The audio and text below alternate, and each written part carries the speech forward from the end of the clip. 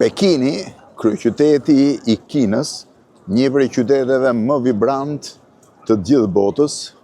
Jam fare pranë qendrës së tij, rreth 2 kilometra nga Tiananmeni, nga zona administrative. Jam në zonën, pra thuajse Buzëmbrëmjes, në zonën pak më rinore dhe më biznesi të tij.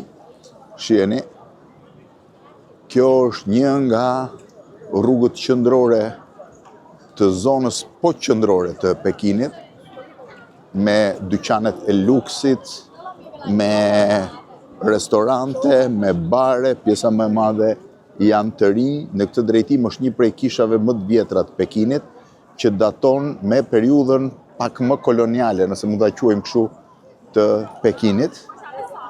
Do doja t'ju jepja ca të dhëna për historikun dhe njëkohësisht t'ju tregoj pamjet e qytetit. Pekini është një qytet i hershëm.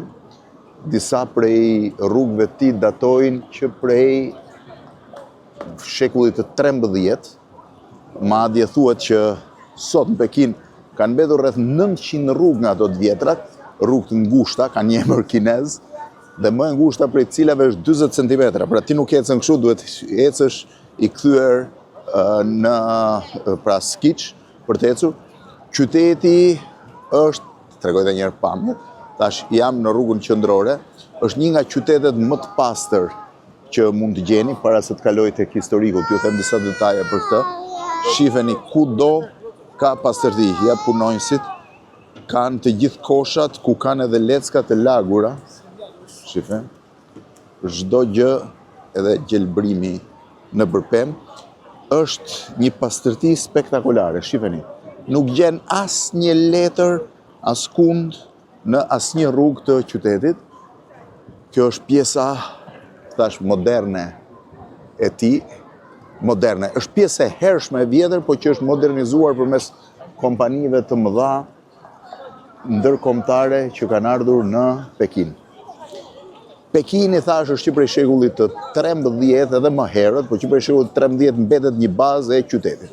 Ai nuk ka qenë fillimisht kryeqyteti i Kinës. Kryeqyteti i Kinës ka qenë Nanjing, i cili u ndryshua rreth viteve 1400, kur perandori i atëhershëm kinez filloi të dyshonte që në Nanjing kishte shumë kundërshtar të tij, dhe ai vendosi të ngrejë një qytet të mbrojtur nga të gjitha anët me male, të cilat po ashtu ishin të mbrojtura nga muri i madh kinez, të cilin ai e zgjeroi akoma më shumë duke e sjell rreth e rrotull qytetit.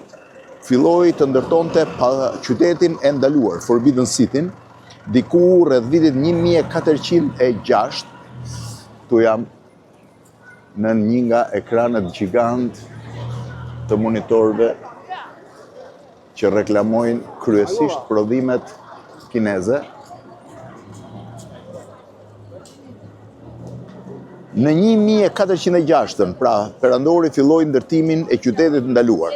U deshën 16 vjet, 1 milion punëtor për të ndërtuar një qytet prej 980 godinash, rreth 10.000 dhomash, i rrethuar me mure 10 metra të larta. Meherë pas atij vazhdon qyteti imperial, mbas qytetit të ndaluar, i cili sot është më i hapur, është zonë administrative, o këtu që nga një prodhim tjetër. Kinezë janë tipike makinat që ata përdorin. Makinë me bateri, është modeli i Ferrarit kinez.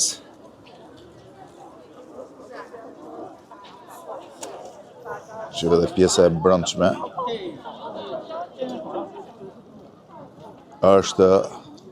Janë të famshëm për prodhimin e makinave elektrike. Pra, ndërtimi i Forbidden City-t e solli kryeqendrën e Kinës në Pekin, një qytet në brendësi të kontinentit dhe rrethuar nga male. Sot në Kinë janë rreth 70 pallate dhe vila perandorake, duke bërë qytetin me numrin më të madh të pallateve perandorake në të gjithë Kinën. Qyteti ishte kryeqyteti perandorisë kineze përthuajse, kjo që nga një zonë, përthuajse 500 vjet, derisa perandori i fundit rreth vitit 1925 vendosi se donte, si thuash, në raport me japonezët, dhe ju largua nga Pekini, jetoi ca kohë në Shangaj, pas që rob në Tokyo, u rikthye në Kinë, u kap rob nga komunistët, të cilët e dënuan fillim me burg dhe në pas e lanë të punonte si kopshtar në pallatin perandorak ku ai vetë kishte jetuar. Në 1 tetor vitit 1949 në Pekin mbriti Mao Tse-duni, i cili ngriti Republikën Popullore të Kinës që është ende sot. Qendra administrative e qytetit është zona e Tiananmenit dhe pallatit të mbuluar, ndërsa kjo këtu është pjesa më popullore e qendrës, sepse janë disa zona të reja. Qyteti ka 22 milion banor në brendësi të tij. Shihni ndërtimet e tjera në këtë rrugë. Rruga është goxha e gjatë. 22 milion banor në këtë pjesë të tij, pra vetëm në pjesën qendrore të tij, ka një metro prej rreth 800 kilometrash të gjatë, një nga më të gjatat me 22 linja, ka një numër shumë madh ringjesh, pra unazash, siç i quajmë ne, që rrethojnë gjithë qytetin. Njëkohësisht është qyteti me përqendrimin më të madh të huajve së bashku me Shangajin që jetojnë në Kinë, ekspat, si quhet. Shihni tani dhe praninë e kompanive të mëdha perëndimore, Jaeger LeCoultre, IWC-ja, Blancpain, Cartier-ja. Ndërkohë që një pjesë e këtyre godinave janë ndërtuar që në periudhën imperiale. Do t'ju tregoj për shembull se sa e bukur është kjo pjesë. Kjo godinë këtu është e vitit 1937, që i takon periudhës së mbërritjes Mançuritë të japonezëve, besoj, nëse s'jam i gabuar me një vit diferencë. Pra, Pekini sot është njëkohësisht një qytet që ka 3000 restorante ku shërbehet Beijing Duck e famshëm, pra pata e famshme kineze, që është një nga ushqimet më tradicionale të Pekinit dhe një nga ushqimet kantoneze më të njohura në të gjithë botën. Ja këtu prap kompanitë e tjera, Cartier, Tiffany & Co, ndërkohë që në këtë drejtim vi në një godinë të vitit 1937, pra sikur se thash e periudhës kolonialesh kjo godinë këtu, 1937, e gjithë godina është siç ka qenë dhe në pjesën e poshtme të saj është një rrugicë tipike kineze që të çon me restorante tipike kineze që të çon në këtë drejtim. Tani nuk po shkoj më shumë se duhet t'ju tregoj vetëm qendrën e Pekinit natën, shiheni, me dyqane tradicionale, me restorante tradicionale, një nga zonat shumë bukura të Pekinit. Këto janë dyqanet e porcelanave që janë tipik pastaj se çfarë mund blesh në Kinë. Janë të famshëm për porcelanin dhe dua ta mbyll me një zonë shumë interesante. Janë duke bërë punime ndërkohë. Zona shumë interesante është kjo zonë këtu, ku është miksuar në një mënyrë të çuditshme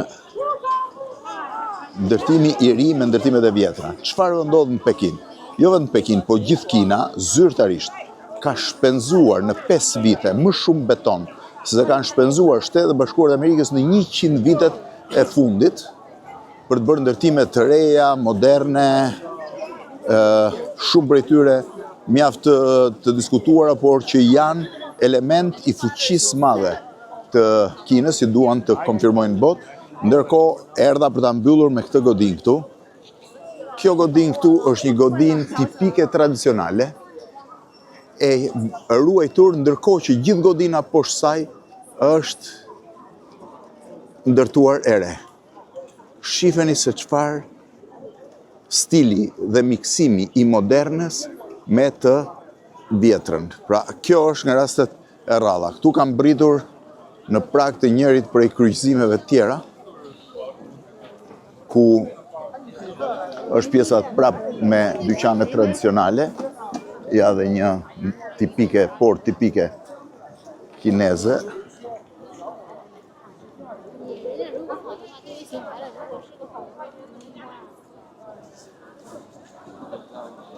Dhe kam mbritur në një kryqëzim ku fillojnë avenyt e tjera, por kjo rrugë është nga rrugët shumë bukura të Pekinit, edhe qendër të jetë atraktive edhe e biznesit. Shifeni.